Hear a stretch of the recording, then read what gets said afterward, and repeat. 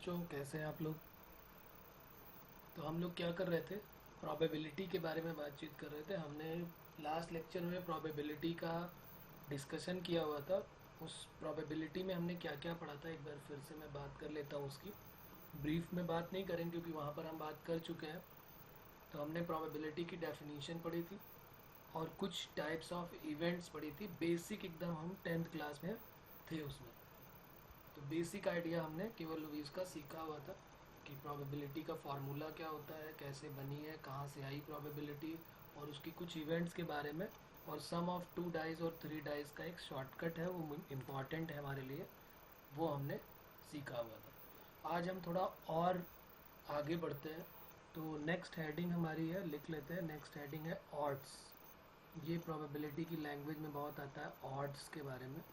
तो ये ऑड्स क्या है, इसके बारे में बात करते हैं। तो नेक्स्ट हेडिंग लिख लेते हैं अपनी, odds.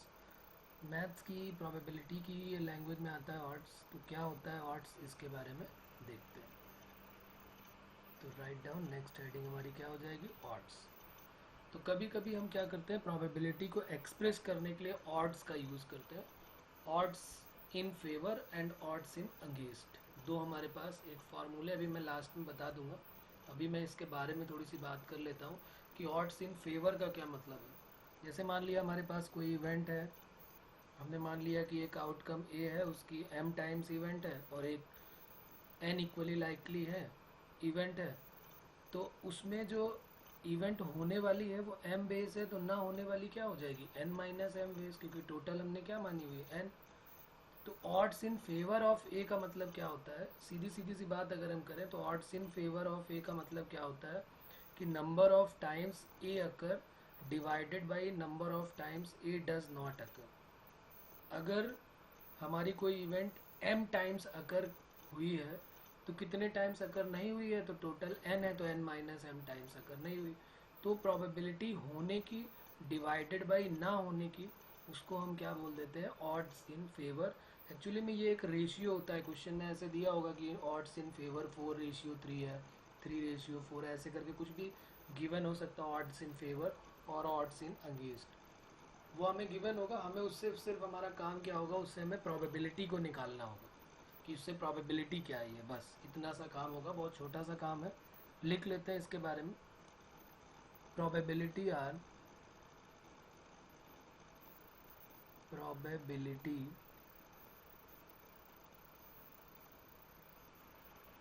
Probability probability are often expressed in term of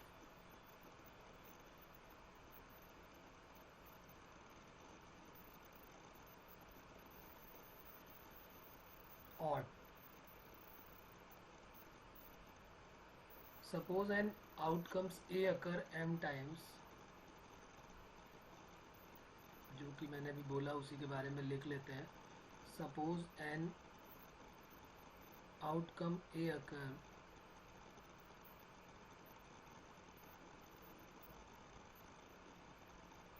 m times out of n equally likely outcomes, out of n equally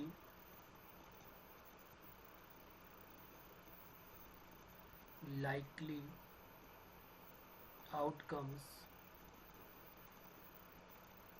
in an event, then A does not occur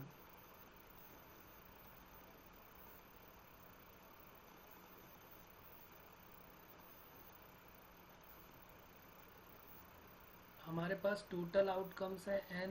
हमने late किया है कि a जो है उसमें m times अकर करती है और टोटल आउटकम्स है n।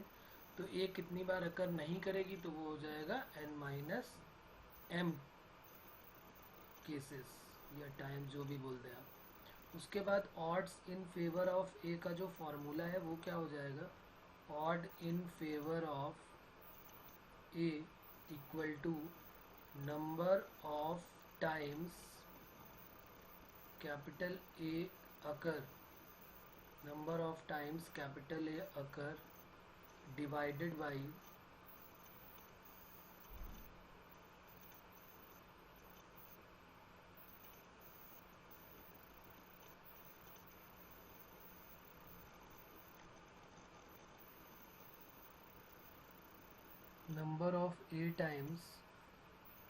number of A times A occur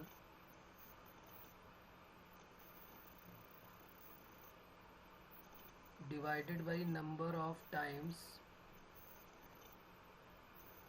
A does not occur.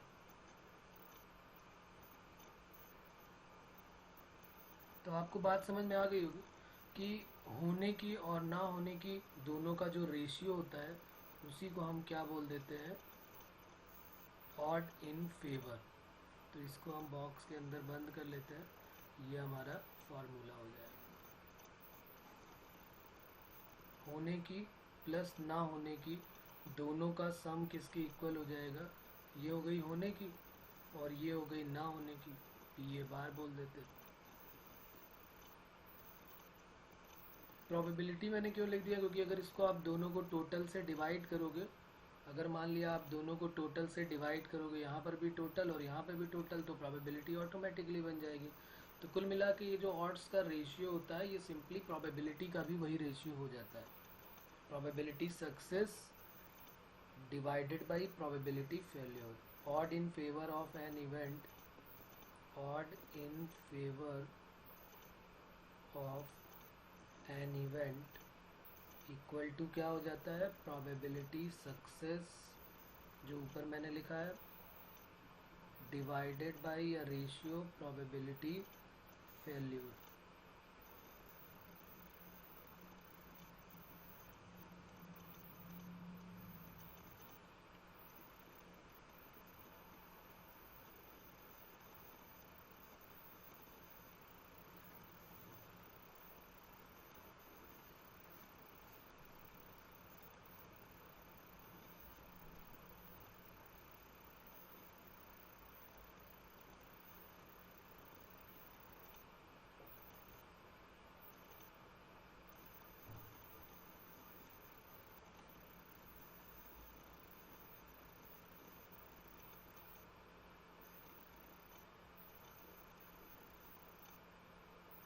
बात क्लियर है बच्चों यहाँ तक?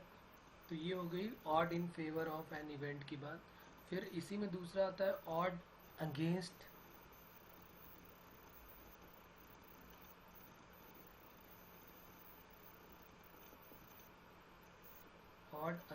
ए का मतलब क्या हुआ, number of times A does not occur, उल्टा हो जाएगा, number of times A does not occur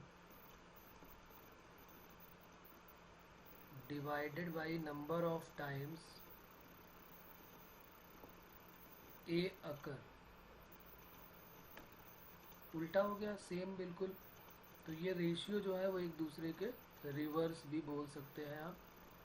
odds against की वैल्यू क्या हो जाएगी, अगर हम बात करें तो इसको बॉक्स के अंदर बंद कर लेते हैं, ये हमारा एक नया फार्मूला बन गया। और इसी को अपन क्या बोल सकते हैं कि प्रोबेबिलिटी जो है वो ना होने की डिवाइडेड बाई प्रोबेबिलिटी होने की। बात क्लियर है बच्चों यहाँ तक?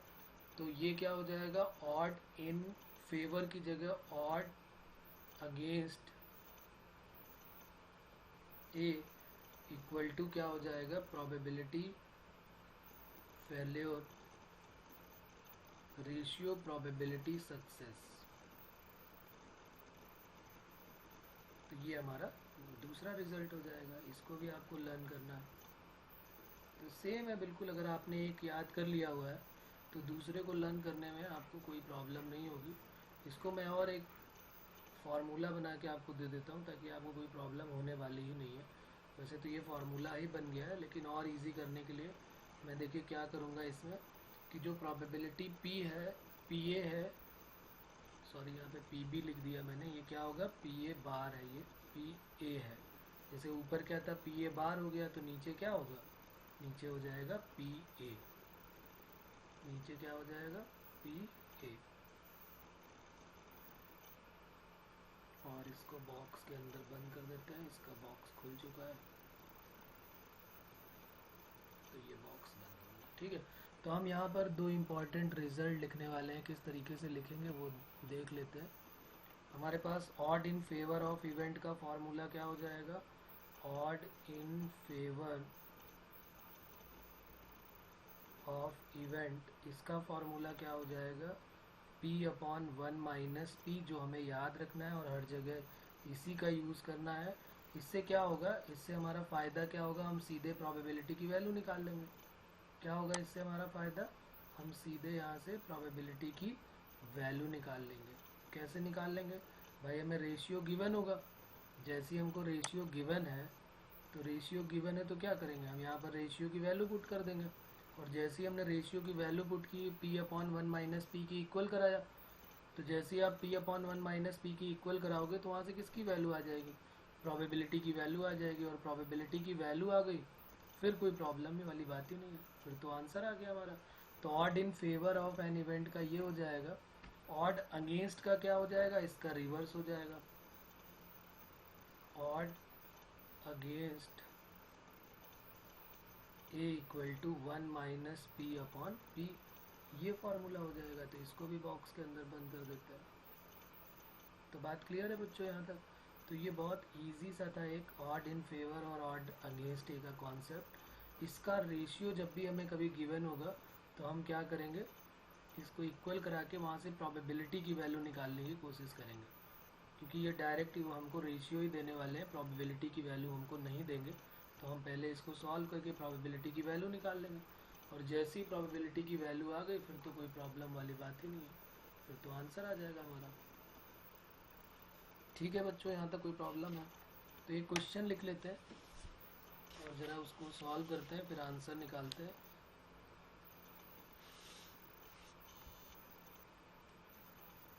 क्वेश्चन है हमारा,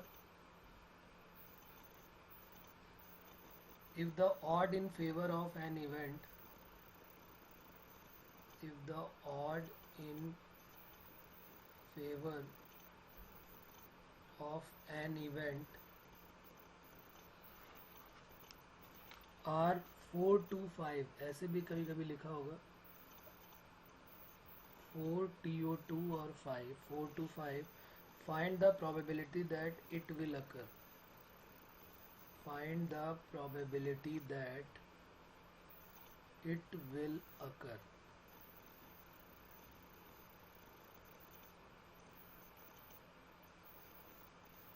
तो इसका मतलब क्या हुआ, ऑड इन फेवर की वैल्यू दी हुई है। देखना कितना इजी हो जाएगा ये क्वेश्चन, अगर हम इसको सॉल्व करेंगे तो कैसे सॉल्व करेंगे। ऑड इन फेवर का फॉर्मूला भी ऊपर लिखा हुआ है, ऑड इन फेवर का फॉर्मूला क्या होता है, P अपॉन 1 माइनस पी, और ऑड इन फेवर की वैल्यू क्या गिवन है, 4/5, और उसका फॉर्मूला क्या लिखा हुआ है, P अपॉन 1 माइनस पी। खत्म, आ गई probability. 4 minus 4p equal to 5p, 4 equal to 9p, तो p की वैल्यू क्या आ गई, 4/9, आंसर आ गया। अब बताइए इससे इजी क्वेश्चन क्या हो सकता है, बहुत इजी। तो ऑड इन फेवर दिया, ऑड इन अगेंस्ट दिया हो, ऑड अगेंस्ट दिया हो, कुछ भी दिया हो, कोई प्रॉब्लम वाली बात नहीं, सीधे अपने इसी फॉर्मूले में डाल देंगे और आंसर निकाल देंगे। एक और लिखते हैं, थोड़ा सा बड़ा हो जाएगा। There are 4 events, there are 4 events E1, E2, E3, E4, ये 4 इवेंट्स है। One of which E1, E2, E3, E4 are 4 events हमको गिवन है।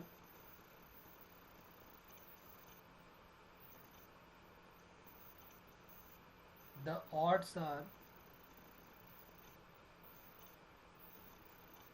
the odds are 2:5 in favor of E1, in favor of E1, 3:4 in favor of E2, 1:3 in favor of E3. Find the odd against E4. Find the odd against E4. ये हमको बताना है। तो अब देखिए कितना इजी हो जाएगा ये, अगर हम इसको सॉल्व करना चाहेंगे तो बहुत इजी हो जाएगा। सबसे पहले उसने बोला है ऑड्स इन फेवर में इवन दिया है, तो पी फेवर का फॉर्मूला 1 इसको हम P1 लेट कर लेते हैं। P1 के लिए प्रॉबिलिटी P1 हो जाएगी, तो odds in favour P1/1 minus P1 2/5। यहाँ से P1 की वैल्यू आ जाएगी 5 P1 equal to 2 minus 2 P1। तो यहाँ से P1 की वैल्यू 2 बाई क्या आ गई 7। फिर दूसरा कह रहा है 3/4 इन फेवर में ये भी है, तो P2/1 माइनस P2 की वैल्यू कितनी है 3/4। तो 4P2 equal to 3 minus 3P2। तो यहाँ से P2 की वैल्यू क्या आ जाएगी 3/4 और 3 7। फिर तीसरा क्या हो जाएगा, तीसरा इन्होंने कहा है 1/3 इन फेवर ऑफ E3। तो इसी सिमिलरली हम P3 कैसे निकाल लेंगे 1 माइनस P3 इक्वल टू 1/3। तो 3P3 equal to 1 minus P3। तो P3 की वैल्यू 1/4 हो जाएगी। P1 P2 P3 हमें मिल गया। अब बचा P4। तो कोई भी है, जैसे 4 इवेंट्स का केस है, तो जितनी भी प्रॉबिलिटी होंगी उनका सम किसके इक्वल हो जाएगा। ये हमने स्टार्टिंग में पढ़ा था कि जितनी भी 10th में भी पढ़ा होगा आपने कि जितनी भी इवेंट्स है एक के अंदर, उनका सबका सम किसके इक्वल होता है 1 के इक्वल होता है। तो इसका मतलब जो सारी इवेंट्स है P1 P2 P3 P4, इनका सम किसके इक्वल हो गया 1 के इक्वल। तो P1 की वैल्यू कितनी आई थी 2/7, 3/7, 1/4, 2/7, 3/7, 1/4 प्लस P4 इक्वल टू 1। तो P4 equal to 1 minus 1/4 minus 3 और 2 5/7। 28 हमने एलसीएम ले लिया, तो ये कितना हो जाएगा 28 माइनस 7 माइनस 20। तो 1/28 आंसर हो गया। लेकिन उसने क्या हमसे प्रोबेबिलिटी नहीं पूछी है, उसने कहा है फाइंड ऑड अगेंस्ट E4। तो ऑड अगेंस्ट का फॉर्मूला क्या हो जाएगा, ऑड अगेंस्ट P4, यही तो बोला ना, on against E4, sorry P4 नहीं है तो प्रोबेबिलिटी हो गई P4। ऑड अगेंस्ट E4 अगर उसने हमसे बोला हुआ है तो क्या हो जाएगा फॉर्मूला, अगेंस्ट में क्या होता है ना होने की रेशियो होने की। तो ना होने का रेशियो कितना है 1 माइनस 1/28 अपॉन 1/28। तो कितना हो जाएगा 27/1। तो आंसर क्या हो गया 27/1। ये हमारा फाइनल रिजल्ट हो जाएगा। आप बताइए इसमें कोई प्रॉब्लम है आपको तो बताइए, बहुत इजी सा काम है। Odd in favour odd in against का बहुत इजी सा केस है ये। चलिए एक होमवर्क मैं आपको दे देता हूँ। इसका क्वेश्चन क्या है, देयर आर 3 इवेंट्स। अब यहाँ पर 3 इवेंट्स ही गिवन है। There are 3 events E1 E2 E3। 3 events कौन सी हैं E1 E2 E3 are given. The odds are 7/4. The odds are 7/4 against E1, comma 5/3, ऐसे लिखा था 5/3 against E2। Find odd against E3। तब सब अगेंस्ट के बारे में ही बात हो रही थी। 5 ऑड अगेंस्ट E3। आंसर इसका लिख लेते हैं 65/23 है। 65/23 ये हमारा आंसर है। तो ये आपका होमवर्क हो जाएगा, बहुत इजी है। सबकी P1 P2 P3 P1 P2 की वैल्यू निकल आएगी, तीनों का सम P1 plus P2 plus P3 1 के इक्वल हो जाएगा। वहाँ से हमारे पास P3 की वैल्यू आ जाएगी, और उसने फिर हमसे क्या कहा है ऑड अगेंस्ट की वैल्यू चाहिए। तो ऑड अगेंस्ट का मतलब आपको समझ में आ गया होगा कि 1 माइनस P3 अपॉन P3 की वैल्यू वो मांग रहा है, तो वो वैल्यू हमारी बड़े आराम से निकल आएगी। चलिए फिर अब कुछ क्वेश्चंस और कर लेते हैं, फिर हम कुछ इसके एप्लीकेशन करेंगे। पहले इसके कुछ क्वेश्चन और इम्पॉर्टेंट क्वेश्चन जो जेई के पॉइंट ऑफ व्यू से भी इम्पॉर्टेंट है और बोर्ड के पॉइंट ऑफ व्यू से इम्पॉर्टेंट है। तो लिख लेते हैं सम इम्पॉर्टेंट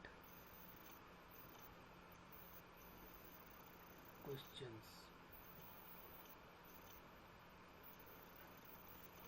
क्वेश्चन नंबर 1 से स्टार्ट करते हैं। जितना भी हमने पढ़ा है उसी से रिलेटेड हम क्वेश्चंस कुछ करने वाले हैं। अभी तो हमने बहुत बेसिक सा ही पढ़ा हुआ है, तो बेसिक्स ही क्वेश्चन करेंगे, ज़्यादा हाई फाई भी नहीं करने वाले, क्योंकि अभी हमने प्रोबेबिलिटी में बहुत बेसिक्स ही पढ़ा है। हाँ, थोड़ा वो वाले क्वेश्चन भी करेंगे जिसमें परमुटेशन कॉम्बिनेशन का यूज़ होगा, वो वाले क्वेश्चंस भी हम लोग करेंगे। तो क्वेश्चन नंबर फर्स्ट लिखते हैं। A natural number is chosen at random. कभी जेई के प्रीवियस ईयर का क्वेश्चन रहा है ये।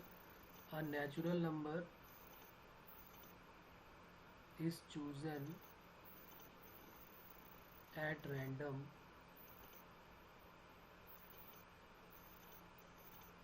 from the first 100 natural number, from the first 100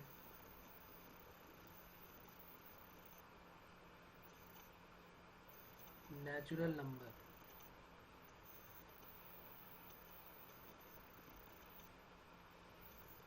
the probability that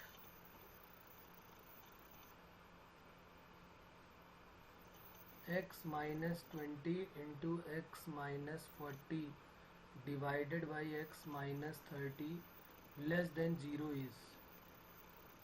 A option है हमारे पास 1/50, बी ऑप्शन है हमारे पास 3/50, सी ऑप्शन है हमारे पास 3/25 और डी है 7/25। तो चलिए 1 मिनट का टाइम मैं आपको देता हूँ, सोचिए, बहुत ज़्यादा लंबा कैलकुलेशन नहीं है इसमें, छोटा सा ही काम करना है। कुछ क्वाड्रेटिक इनइक्वालिटीज़ का यूज़ कर देना है, मेथड ऑफ इंटरवल का यूज़ करके वो नेचुरल नंबर मिल जाएंगे। टोटल 100 है ही है, क्योंकि 100 नंबर से डिवाइड करना है। तो फेवरेबल केस सिर्फ इसमें निकालना है, एक्स की वो सारी की सारी वैल्यू हमें ढूंढनी है जिसमें इस इनइक्वालिटी में रखने पर सेटिस्फाई हो जाए और वो वैल्यू हमेशा नेगेटिव आ जाए, वो वैल्यूज़ हमको ढूंढनी है। तो वो कितनी वैल्यूज़ होंगी, वो divided by total number of term. Total कितने 100 है और नेचुरल नंबर है तो पक्की बात है कि 1 से स्टार्ट होगा।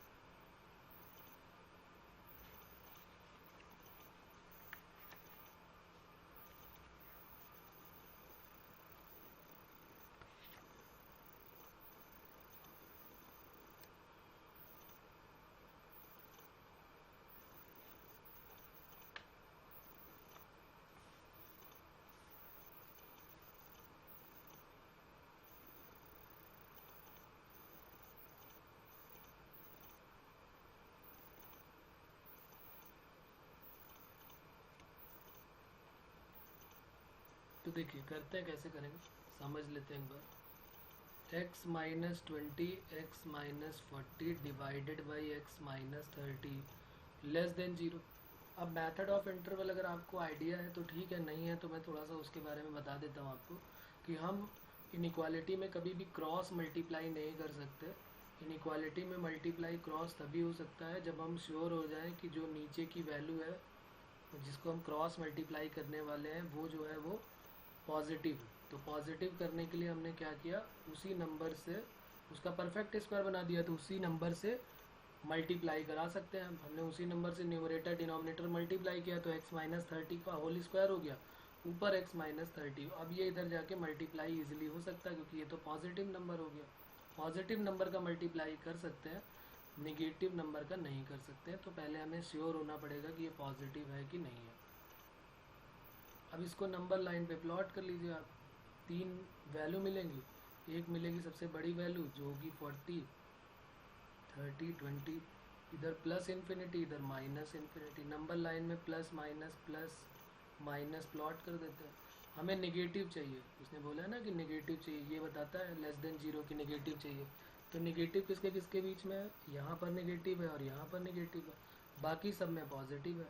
तो नेगेटिव के लिए जो हमारा इंटरवल आएगा वो क्या हो जाएगा, x belongs to minus infinity से 20 के बीच का कोई नंबर यूनियन 30 से लेके 40 के बीच का नंबर, और वो भी ओपन इंटरवल में क्योंकि लेस देन इक्वालिटी नहीं है। तो आप क्या करें इसमें, तो माइनस इन्फिनिटी से लेके 0 तक तो हम ले ही नहीं सकते क्योंकि नेचुरल नंबर तो 1 से स्टार्ट होते हैं। तो यहाँ पर हम इसको साफ साफ ऐसे बोलते हैं क्या कि x लेस देन 20 और x बिलोंग्स टू 30 to 40, यही तो मतलब हुआ इसका। तो इनके बीच में कितने नेचुरल नंबर होंगे? 20 से कम 1 से लेके 1 2 3 से लेके कहाँ तक जाएंगे? 19 तक। अब ये मत बोल देना कि 20 तक जाएंगे, क्योंकि 20 तो लेस देन में आ रहा है, तो ये 19 हो गया। 30 से 40 के बीच में कितने हो जाएंगे? 31 से स्टार्ट करोगे ना, 31 से लेकर 31 32 से लेकर 39 तक, तो ये कितने हो गए? 9। तो फेवरेबल केस हमारे कितने हो जाएंगे? तो फेवरेबल केस हमारे हो गए 19 प्लस 9, 9 और 9 18, तो 28 हो गए। और टोटल सबको आइडिया है कि टोटल केस तो 100 है ही, तो फेवरेबल अपॉन टोटल कर देंगे तो प्रोबेबिलिटी आ जाएगी। तो फेवरेबल 28 अपॉन 100, 7/25 फाइनल आंसर। कोई प्रॉब्लम इसमें? डी ऑप्शन हमारा करेक्ट हो गया, डी तो था 7/25। तो ये बहुत इजी सा सम था, इसको कर लिया हमने। अब आगे बढ़ते हैं, एक और क्वेश्चन लिखते हैं। इस तरह का क्वेश्चन हमने वहाँ पर भी किया हुआ था पीएनसी में। 3 vertices out of 3 vertices out of 6 vertices of regular hexagon are chosen randomly.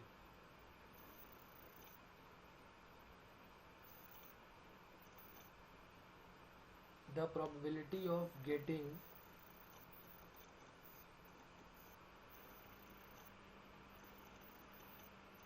a equilateral triangle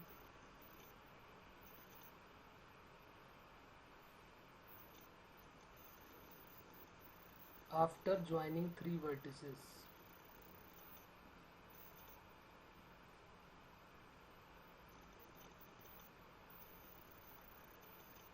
is what? ये कहना चाहते हैं कि अगर हम एक रेगुलर हेक्सागन ले लेते हैं, उसकी 3 वर्टिसेस चूज करते हैं 6 में से, और उनको आपस में ज्वाइन करते हैं, तो कितने इक्विलेटरल ट्रायंगल फॉर्म होंगे, उसकी प्रोबेबिलिटी हमको बतानी है। तो मतलब कुल मिला के केस फेवरेबल अपॉन टोटल का हो जाएगा। तो हम ये अगर ढूंढ लें कि देखिए टोटल केस तो वही होने वाला है कि 6 वर्टिसेस थी, उसमें से 3 वर्टिसेस लेनी है, तो 6 में से 3 को चूज करना पड़ेगा, तो 6C3 हो जाएगा। अब वो हमको और देखना पड़ेगा कि उसमें से इक्विलेटरल कितने बनने होंगे, कितने इक्विलेटरल बन रहे होंगे, वो हमको और चेक करना होगा। तो वो मैं यहाँ पे डायग्राम बना देता हूँ एक, इजीली आपको समझ में भी आ जाएगा और दिख भी जाएगा कितने बनने वाले हैं। ये एक रेगुलर हेक्सागन हो गया, ABCDE और ये F। अब इसमें कितने ट्रायंगल बनेंगे, वो भी इक्विलेटरल, वो आपको देखने होंगे। तो देखिए एक तो ट्रायंगल कौन सा बनेगा, अगर मैं E से A को ज्वाइन करा दूँ, ये एक ट्रायंगल अगर हम देखें ध्यान से, तो एक ट्रायंगल ये हमारा जो है, सिर्फ यही एक ट्रायंगल होगा जो इक्विलेटरल होगा। एक दूसरा ट्रायंगल अगर हम D से ज्वाइन करा दें, तो एक ये हो जाएगा। और आप सोचो और कितने ट्रायंगल बनने वाले हैं, और कोई ऐसा ट्रायंगल बनेगा क्या जो इक्विलेटरल ट्रायंगल हो? और पहली बात, ये रेगुलर हेक्सागन भी होना ज़रूरी है, तो मेज़रमेंट सही होगी तभी हमें इक्विलेटरल ट्रायंगल मिल पाएंगे। तो आप कोई भी कोशिश कर लो, पूरी कोशिश कर लो। टोटल केस जो है वो हमारे कितने होने वाले हैं? 6C3। क्यों 6C3? क्योंकि 6 में से ही 3 को चूज़ करना था, 6 वर्टिसेस में 3 वर्टिसेस को चूज़ कर लिया, तो 6 factorial upon 3 factorial 3 factorial 6 into 5 into 4 और अपॉन में 3 फैक्टोरियल 6, तो ये आ गया 20। और इक्विलेटरल ट्रायंगल कितने पॉसिबल होंगे? तो only 2 equilateral triangle are possible. कौन कौन से ट्रायंगल हो जाएंगे, इनका नाम रख लेते हैं। तो एक पहला नाम हो जाएगा AEC या ACE, और दूसरा क्या हो जाएगा? BDF। ACE और BDF दो हो जाएंगे, तो फेवरेबल केस क्या हो जाएगा? फेवरेबल केस हो जाएगा 2। तो प्रोबेबिलिटी इक्वल टू क्या हो जाएगा? फेवरेबल अपॉन टोटल, तो ये 1/10 हमारा फाइनल आंसर आ जाएगा। अब बताइए इसमें कहीं पर भी कोई प्रॉब्लम है तो बताइए, एक बार इसको ढंग से आप देख लें। कोई जल्दी नहीं है, आराम से देख लें और फिर बताएं इसमें कहीं कोई प्रॉब्लम आ रही है क्या।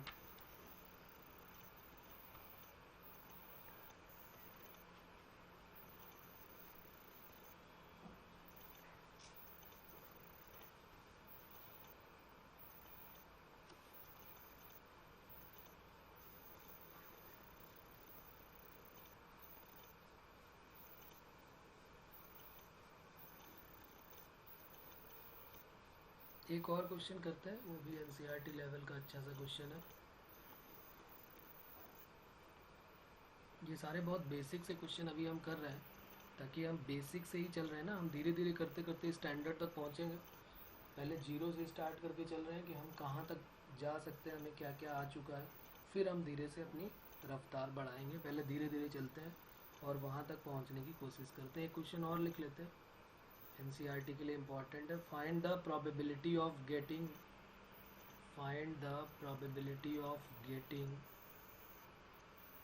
To head and two tail if four coins are tossed together। कह रहा है कि दो हेड आने चाहिए और दो टेल आने चाहिए। इस तरह का केस भी और टोटल केस भी मैं बता चुका हूँ इसमें कैसे बनते हैं। 2 to the power n के अकॉर्डिंग चलता है ये। तो टोटल केस तो बहुत आराम से निकल आएंगे, 2 to the power 4 यानी कि 16। अब प्रॉब्लम ये है कि वो कैसे निकलेंगे, तो एक बार मैं आपको फिर से वो बनाने का तरीका बता देता हूँ। 2 कॉइन्स का हेड टेल, 3 कॉइन्स का क्या हो जाएगा, मतलब 1 कॉइन का हेड टेल, दूसरे कॉइन का भी हेड टेल, तीसरे कॉइन का भी हेड टेल और चौथे कॉइन का भी हेड टेल। ऐसे ही तो होगा ना। तो ये हेड टेल और ये हेड टेल और ये चौथे कॉइन का हेड टेल। तो पहले हम क्या करेंगे, पहले हम हेड टेल और ये हेड टेल को रोक देते हैं, इनको ले लेते हैं। तो इससे क्या बनेंगे, head head head tail, tail head और टेल टेल।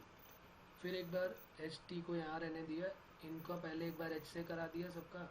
तो एच एच एच सबके आगे एच लिख दिया, एच एच टी एच और एच टी।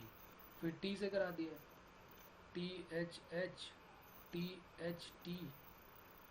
टी टी और एच और टी और टी, ये बन गए।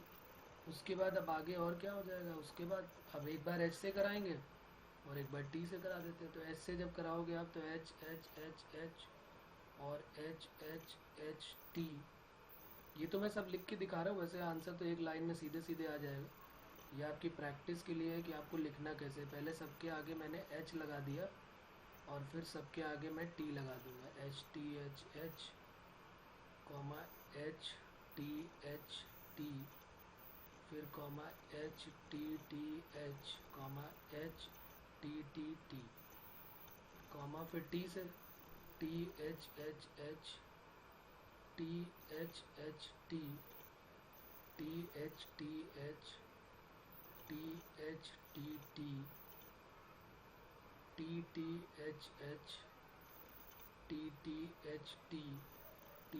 टी और एच और चारों में फिर टी।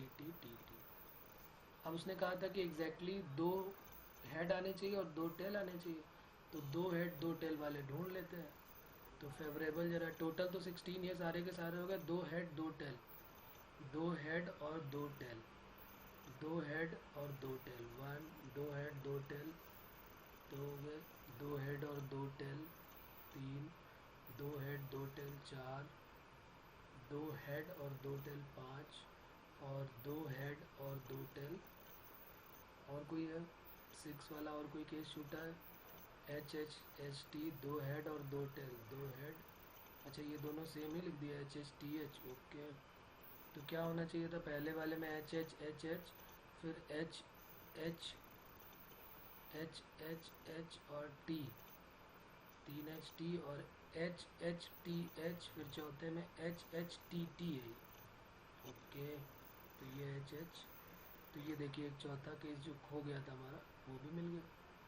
तो ये 6 टोटल केस कितने हो गए हमारे पास, फेवरेबल केस हमारे पास जिसमें 6, मतलब जिसमें जो है दो हेड और दो टेल आए हैं वो 6 है। और टोटल केस कितने आए थे, 16। तो प्रोबेबिलिटी इक्वल टू क्या हो जाएगा, फेवरेबल अपॉन टोटल। 2 3 जा 6 और 2 8 जा 16, तो 3/8 हमारा आंसर आ जाएगा। इसमें किसी कोई प्रॉब्लम, यहाँ तक बात क्लियर है, आ रही है बात समझ में सभी को? उसके बाद कुछ यहाँ पर एक और बात थोड़ी सी कर लेते हैं, वैसे सबको पता होगा इसके बारे में भी। प्लेइंग कार्ड्स का आइडिया सबको होगा, सब जानते होंगे प्लेइंग कार्ड्स के बारे में। 10th में आपने सबने सीखा होगा कि प्लेइंग कार्ड्स क्या होते हैं, कौन कौन से टोटल प्लेइंग कार्ड्स कितने होते हैं, क्या क्या होते हैं, तो उनका भी आइडिया हमको होना चाहिए कि प्लेइंग कार्ड्स के क्वेश्चंस भी पूछे जाते हैं। ठीक है, तो वो प्लेइंग कार्ड्स का भी हमको आइडिया होना चाहिए कि इसमें टोटल कितने कार्ड होंगे, कौन से 4 सूट बनते हैं, कौन से किंग क्वीन जैक और क्या क्या होते हैं, और उनके नाम क्या क्या होते हैं। तो मैं यहाँ पर एक छोटा सा हिंट दे देता हूँ उनके लिए जिनको आइडिया नहीं है। कई सारे बच्चे ऐसे मिल जाते हैं जिनको बिल्कुल भी आइडिया नहीं होता प्लेइंग कार्ड्स का। तो यहाँ हेडिंग लिख लेते हैं, प्लेइंग कार्ड्स।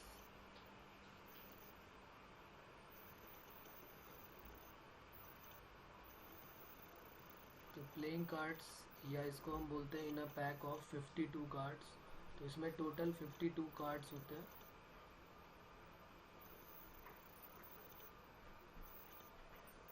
अब इस 52 कार्ड्स में कौन कौन से कार्ड, क्या क्या कार्ड होते हैं, उनकी क्या नेमिंग होती है, उनके बारे में थोड़ा सा एक लिख लेते हैं, क्या क्या कार्ड आने वाले हैं इसमें प्लेइंग कार्ड में।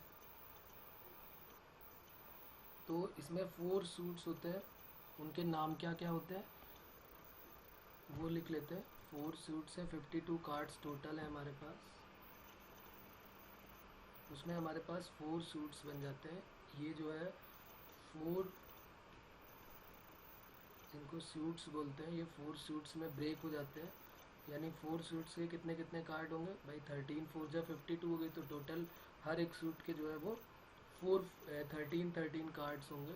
पहले वाले जो होगा उस सूट्स का नाम क्या होता है, स्पेड्स। स्पेड्स के 13 कार्ड होंगे। इसको हिंदी में क्या बोलते हैं मैं लिख देता हूँ, इसको हुकुम बोल देते हैं, हुकुम का पत्ता ऐसे बोलते हैं। ठीक है, उसके बाद हुकुम के कितने होते हैं, 13 कार्ड्स होंगे। उसके बाद हुकुम के बाद दूसरा आता है हार्ट के, या इसको मैं लाइन से लिख देता हूँ, पहले क्लब लिख देता हूँ। क्लब, क्लब्स को क्या बोलते हैं हिंदी में, इसको बोलते हैं चिड़ी।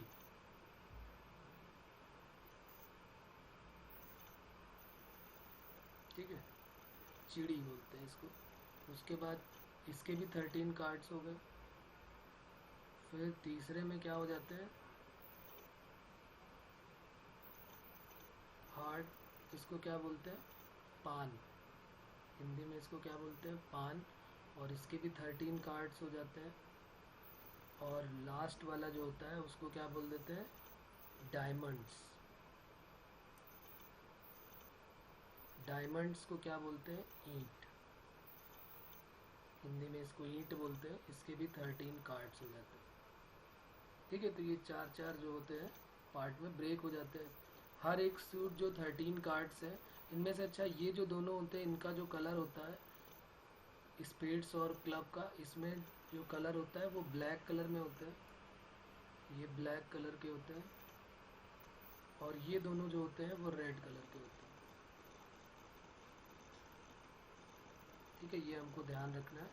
हर एक 13 कार्ड जो होते हैं, जो 13 कार्ड्स हैं सबके, उसमें क्या होंगे, 2 2 होगा, 3 होगा, 4 होगा, 5 होगा, 6 होगा, 7 8 9 और 10 होगा।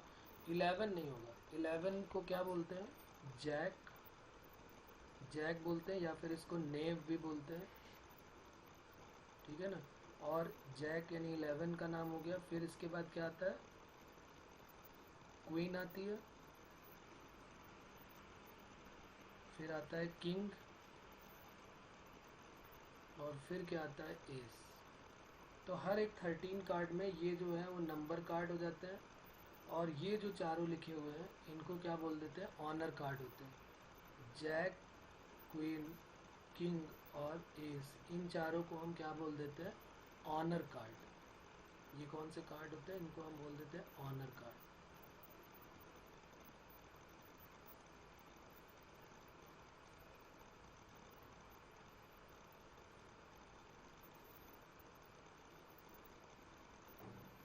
ऑनर कार्ड्स का मतलब क्या हो गया, जैक, क्वीन, किंग और एस को ए से डिनोट करते हैं। ये इसी में एक आ जाता है पिक्चर कार्ड।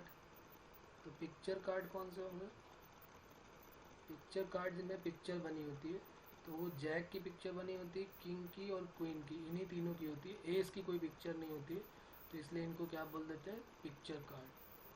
तो ये भी हमको ध्यान रखना है कि कितने ऑनर कार्ड होते हैं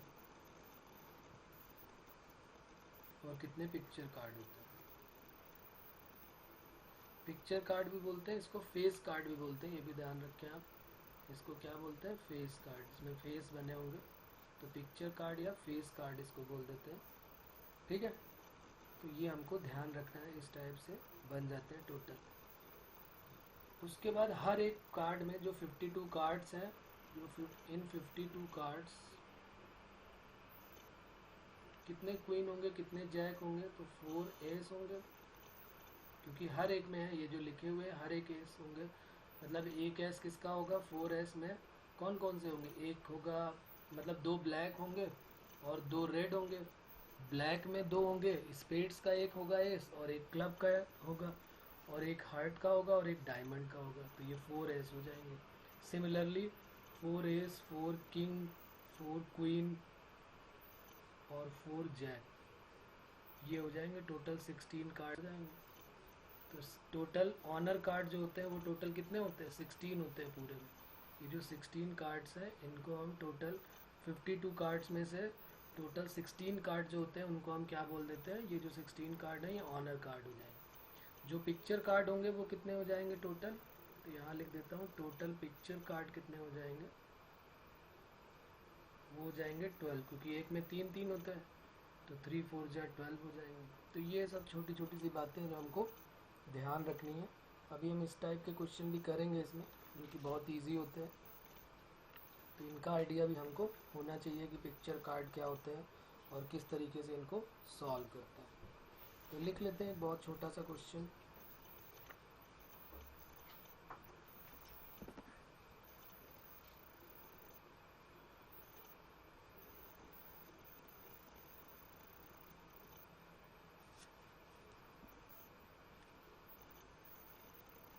One card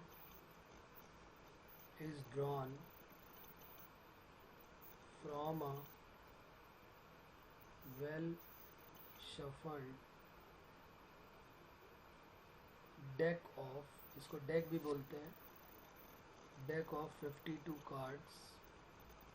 If each outcome is equally likely, if each outcomes is equally likely, if each outcomes is equally likely,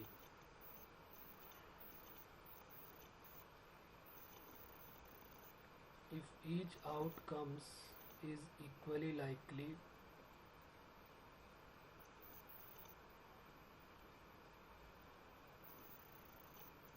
calculate the probability that card will be, calculate the probability that card will be, number 1 a diamond card,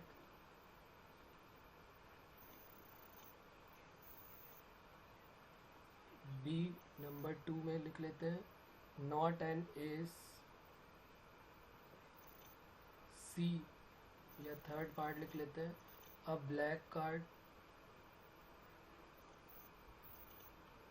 4 में लिख लेते हैं not a diamond card,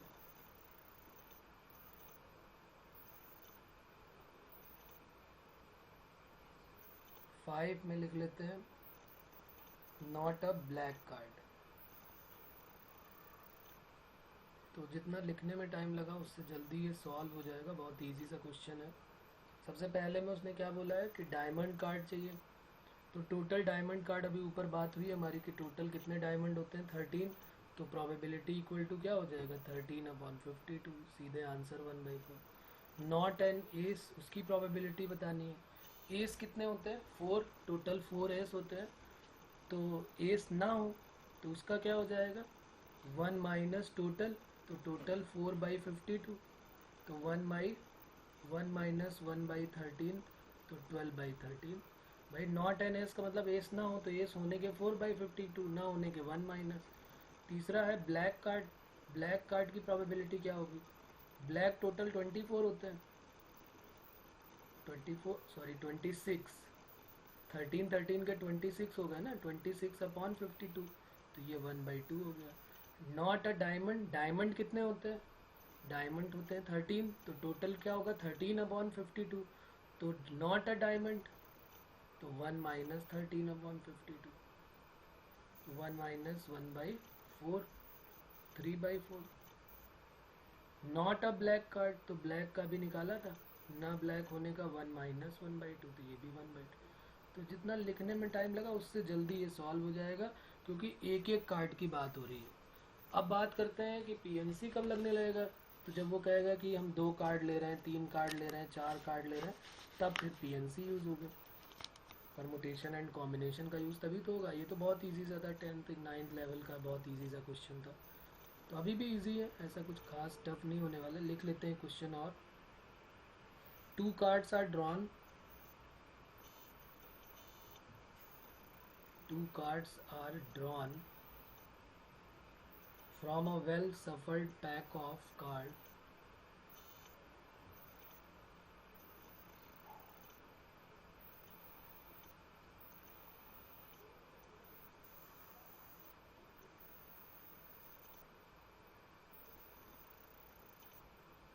Find the probability that both of them are.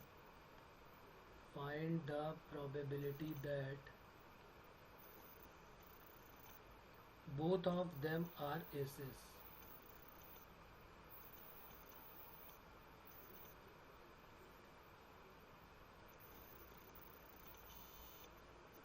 ये हमको solve करना है। अब यहाँ पर थोड़ा सा हमको सोचना पड़ेगा, क्योंकि वहाँ पर तो एक एक की बात हो रही थी, तो कोई प्रॉब्लम नहीं थी। हमारे पास टोटल कितने कार्ड होते हैं? 52। उस टोटल 52 कार्ड्स में से 2 कार्ड हमको सेलेक्ट करना है, और उनकी क्या कंडीशन है कि that both them are aces. तो टोटल हमें देखने पड़ेंगे और फेवरेबल देखने पड़ेंगे। तो टोटल कितने होंगे? तो number of ways in which 2 cards may be drawn out of 52 cards is equal to 50। ये बात क्लियर हो रही है आपको कि 52 में 2 कार्ड सेलेक्ट करना है। भाई टोटल ही हमारे पास 52 कार्ड्स है, उसमें से 2 कार्ड, तो ये हमारा टोटल केस हो गया। अब बात करते हैं फेवरेबल केस की, कि फेवरेबल क्या होगा। वो कह रहा है कि both of them are aces, दोनों का एस होना जरूरी है। हमारे पास टोटल कितने एसेस होते हैं, उन्हीं में से तो एस को कलेक्ट करोगे ना। भाई एस हमारे पास 4 है, तो उन 4 में से ही तो 2 एस को सेलेक्ट करोगे। 52 में थोड़ा ना 2 को सेलेक्ट करोगे, 52 में तो टोटल में से 2 को सेलेक्ट कर लिया। अब जो फेवरेबल है वो कह रहा है कि उन 4 में से 2 जो हैं एसेस होने चाहिए। Find the probability that both of them are assess.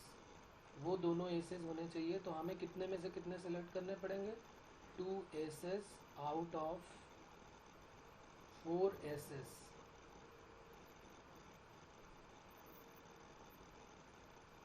may be drawn in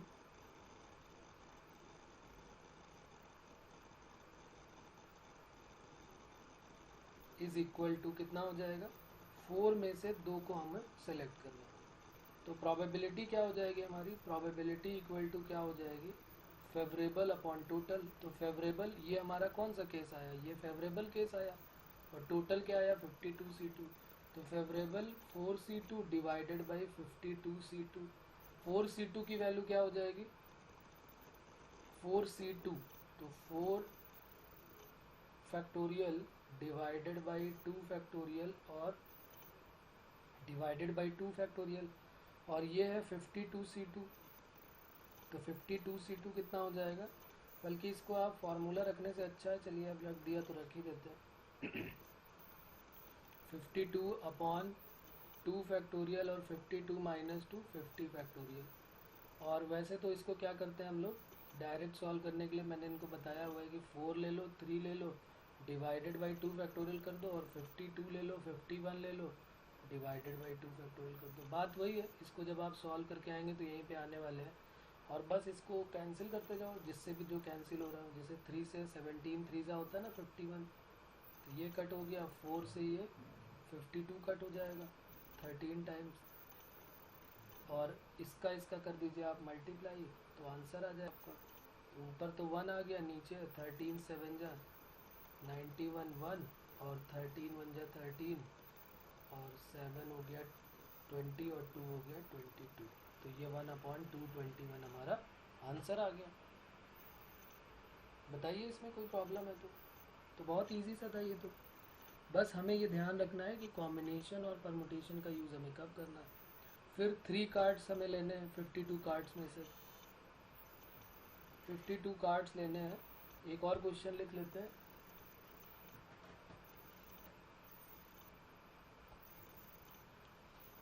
to cards are 3 cards, 2 cards का तो हम केस ले चुके हैं। 3 cards are drawn, 3 cards are drawn at random of a pack of 3 cards are drawn at random of pack of 52 cards. Find the probability that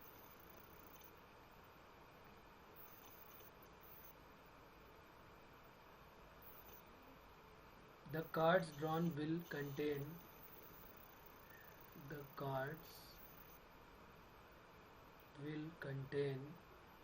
find the probability that the cards drawn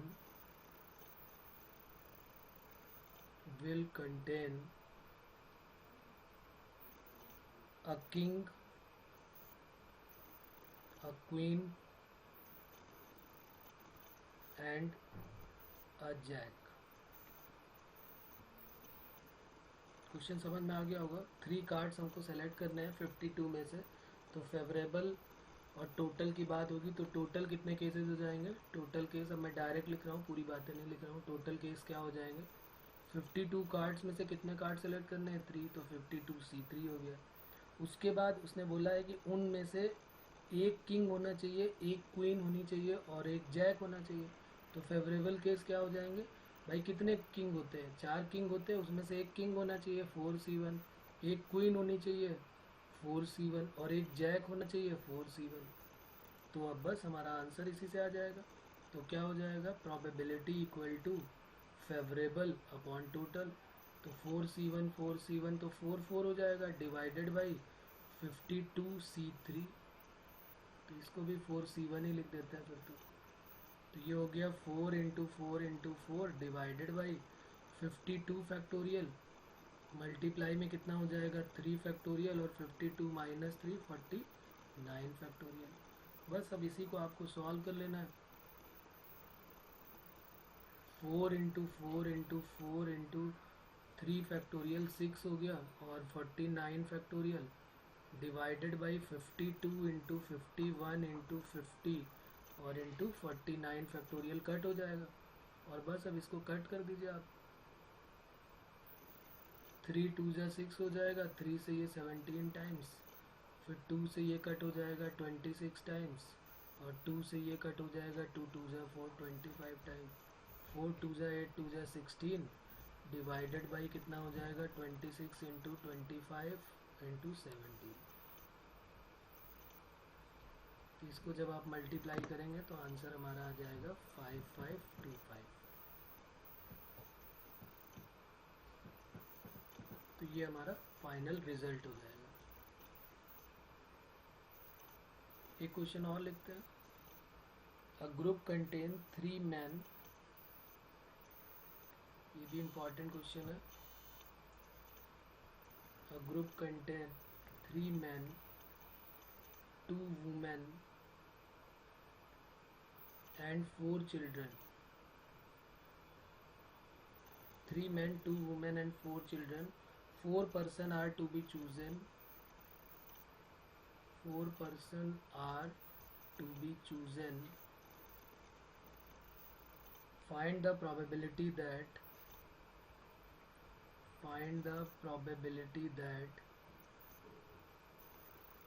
it will contain exactly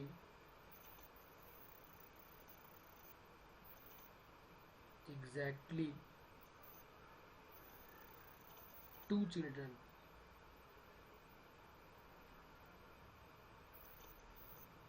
एक group है जिसमें 3 men 2 women और 4 children है। 4 person को हमें select करना है, जिसमें कंडीशन है कि 2 चिल्ड्रन का होना तो ज़रूरी है।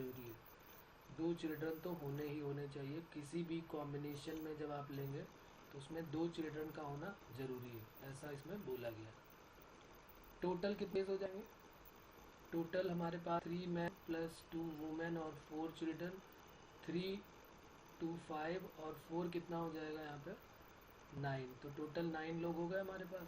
इन 9 में से अब हमें 9 को कितने लोगों को सेलेक्ट करना है?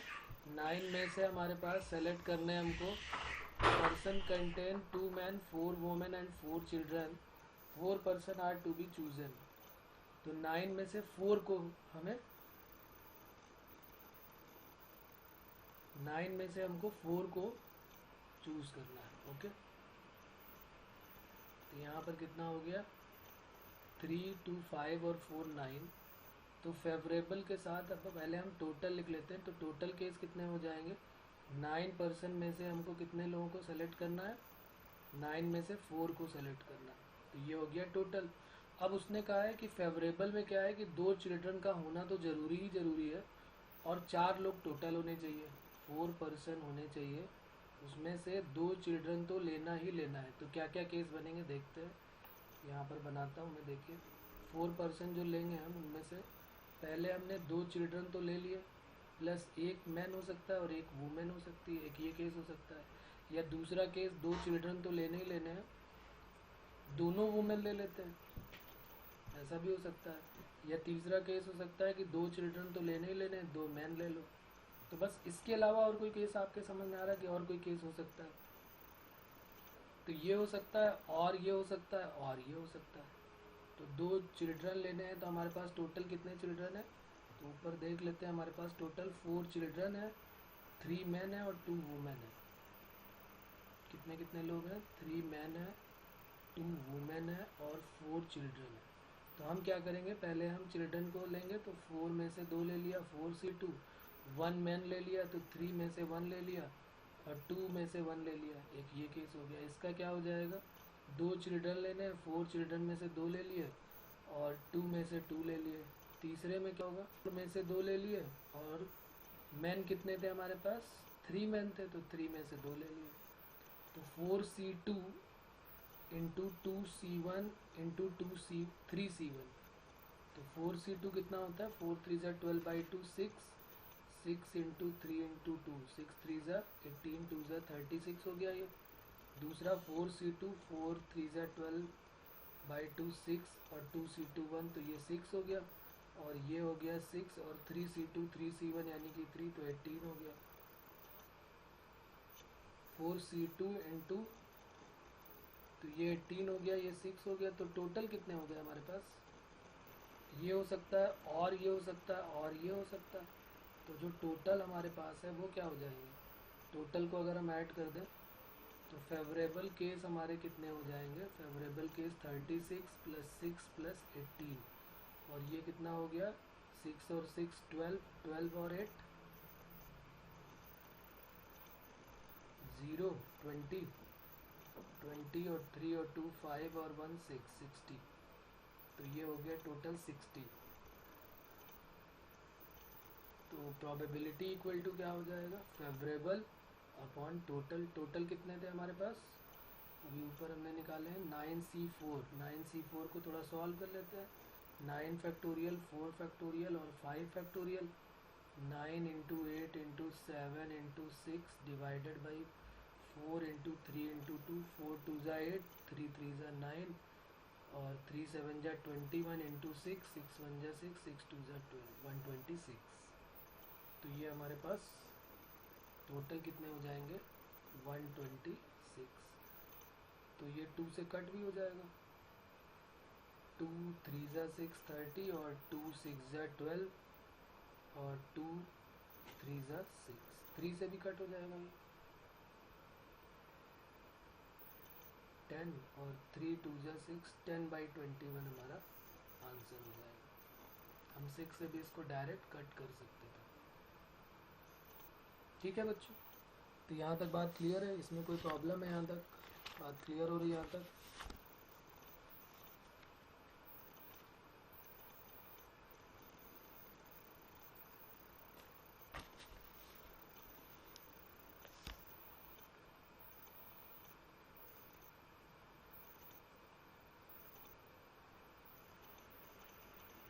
चलिए, तो एक क्वेश्चन और कर लेते हैं। If 4 digit numbers greater than 500, question है हमारा,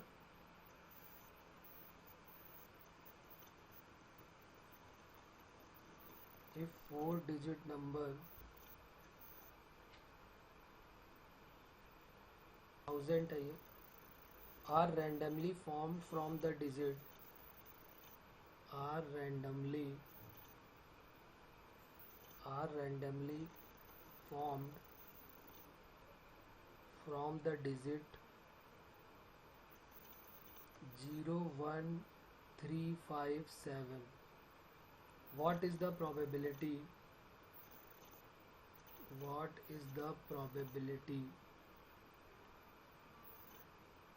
of forming a number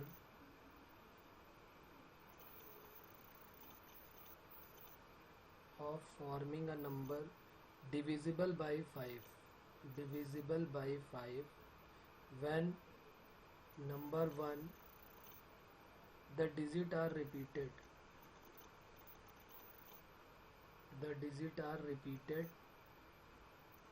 or number 2 the repetition of digit is not allowed।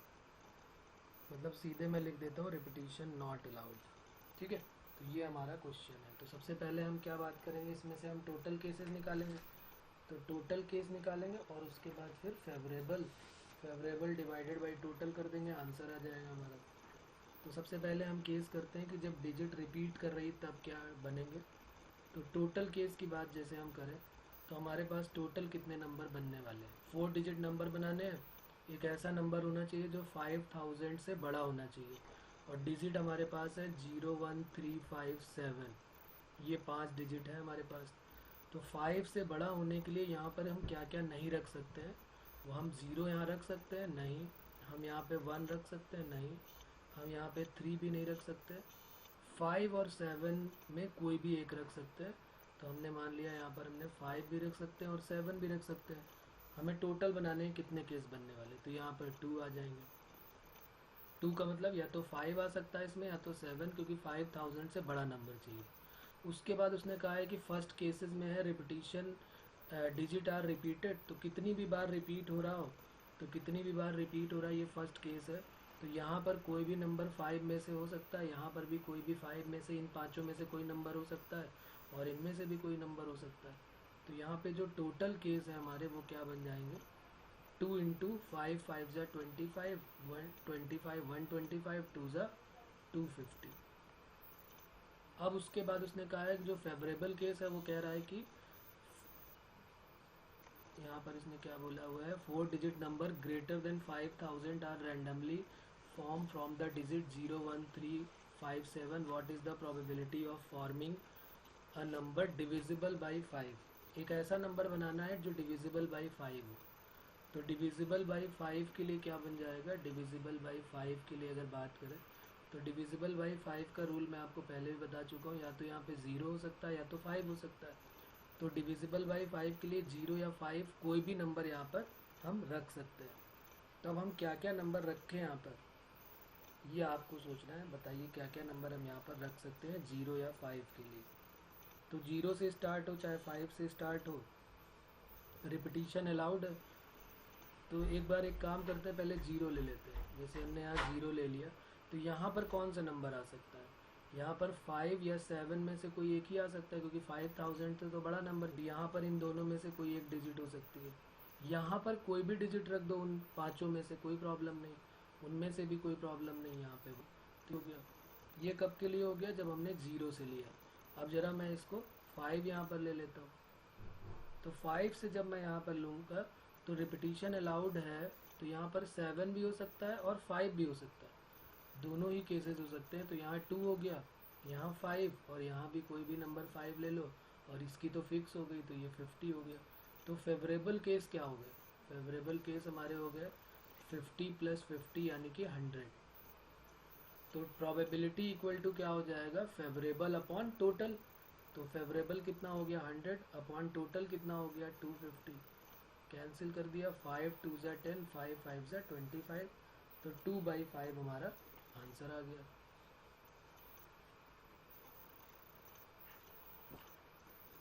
ठीक है, कोई प्रॉब्लम। इसका सेकंड केस देखते हैं। सेकंड केस में उसने क्या बोला हुआ है कि रिपीटिशन नॉट अलाउड है। तो अगर रिपीटिशन नॉट अलाउड है तो कितने केस बनेंगे, ये सोचना है आपको। रिपीटिशन नॉट अलाउड है तो ये 4 डिजिट नंबर बनना है, और वो नंबर जो है वो 5000 से बड़ा होना चाहिए। वो 5000 से बड़े नंबर के लिए यहाँ पे 5 या 7 में कोई दो ही नंबर, दोनों में से कोई भी ले लो चलेगा। तो ये दो नंबर यहाँ पर हो गए। अब टोटल हमारे पास 0 1 3 5 7 है, 5 नंबर है हमारे पास, 5 नंबर है हमारे पास, में से कोई भी दो ले सकते हैं हम यहाँ पर। तो टोटल हमारे पास 5 नंबर है, उनमें से मैंने कोई भी एक नंबर यहाँ पर रख दिया। तो कोई भी एक नंबर रख दिया यहाँ पर। तो अब यहाँ पर कितने नंबर रख सकता हूँ मैं, तो उन 5 में से कोई भी 4 यहाँ रख सकता हूँ। भाई एक नंबर तो मैंने यहाँ रख दिया है, तो या कोई भी ले लूँ यहाँ पे, 5 में से 4, फिर 3 और यहाँ पर 2। तो 4 3 ज़ा 12, 2 ज़ा 24, 2 ज़ा कितना हो जाएगा 48। तो ये हमारे केसेस बन जाएंगे 48। तो ये हमारे टोटल केस बनेंगे। तो टोटल केस कितने हो गए 48। अब जरा फेवरेबल केस की बात करते हैं। फेवरेबल केस क्या हो जाएंगे, जो डिविजिबल बाई 5 है। ये भी देख लेते हैं फेवरेबल केस के लिए क्या होगा। सोचो फेवरेबल केस क्या क्या हो सकते हैं। अगर मुझे 0 या 5 से डिविजिबल चाहिए तो यहाँ पर या तो 0 हो सकता है या तो 5 हो सकता है। अगर मैं यहाँ पर लूँगा तो यहाँ पर या तो 0 हो सकता है या तो 5 हो सकता है।